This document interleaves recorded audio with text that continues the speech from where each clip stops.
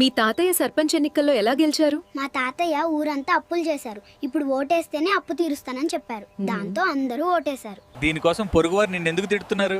వాళ్ళు నన్ను ఇంకా ఉద్యోగం రాలేదని గోల్ చేస్తున్నారు. అది అందుకే నేను వాళ్ళ ఇంట్లోకి వంకాయ పట్టకలు ఇసిరాను. ఎక్కడికి వెళ్తున్నావు పాపా? ఎలాగో ఫ్రీ బస్ అని కాళహస్తిలో కోవ తినడానికి వెళ్తున్నా. నువ్వింత రిచ్ ఎలా అయ్యావు బాబు? నేను అది ఆఫీస్ ముందు పునుగుల బండి పెట్టా. మా అమ్మపై కేసు పెట్టండి సార్. ఎందుకు నాయనా? మా అమ్మ నన్ను ప్రతిరోజు ఉదయం 7 గంటలకే 10 గంటలన్నా కూడా లేపుతుంది. ఎక్కడికి వెళ్తున్నావు బాబు? మా అమ్మకేమో నేను డాక్టర్ అవ్వాలంట, మా నాన్నకేమో ఇంజనీర్ అవ్వాలంట. అందుకే నేను హిమాలయాలకు వెళ్తున్నాను. నే పేరు ఎంతి చిన్ని. నువ్వే క్లాస్ చదువుతున్నావు? నా పేరు చరణ్.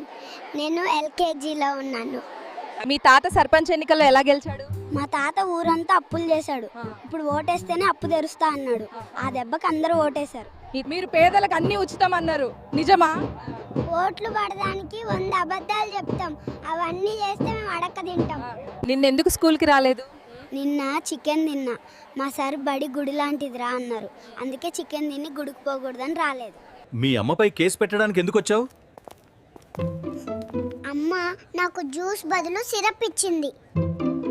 రోజు ఫ్రీ బస్ అని ఎగిరేదానివి, ఈ రోజు ఏమైందక్క? నిన్న డ్రైవరు సీట్లు లేవని బస్సు ఆపకుండా పోతే కోపంతో బస్సును గట్టిగా తన్నాను. అయ్యో, ఆ తర్వాత అంతే సార్.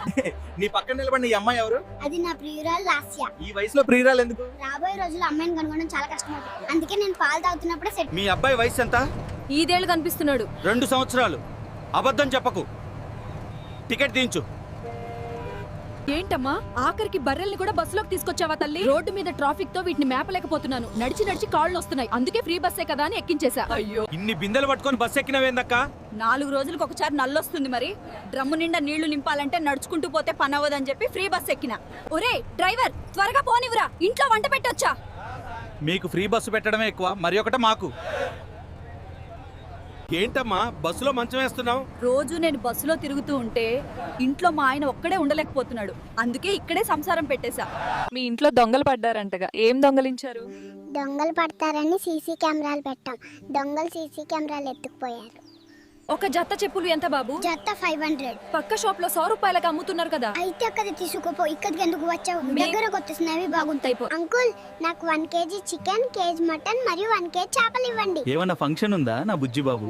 లేదు, కార్తీక మాసం కోసం. ఎందుకంత బాధగా ఉన్నారు? 20 లక్షలు పెట్టి చదువుకుని ఎప్పుడు 3 లక్షలకే పని చేస్తుంటే బాధపడకుండా ఎలా ఉంటాను? లాస్య, తొందరగా చెప్పు. నేను కూరగాయలు తేవడానికి వచ్చాను. ఇంకేమన్నా కావాలంటే త్వరగా చెప్పు. వర్షం మొదలవుతుంది. ఎందుకు బాబు ఇంత చిన్న వయసులో పెళ్లి చేసుకుంటున్నావులో? ఎలాగో పెద్దయ్యాక ఉద్యోగం లేకుంటే పిల్లనివ్వరు అని తెలిసి ఇప్పుడే పెళ్లి చేసుకుంటున్నా. బేబీ, నీదెంత ఆస్తి ఉంది? మాకు 7 నక్షత్రాలు ఆస్తుంది.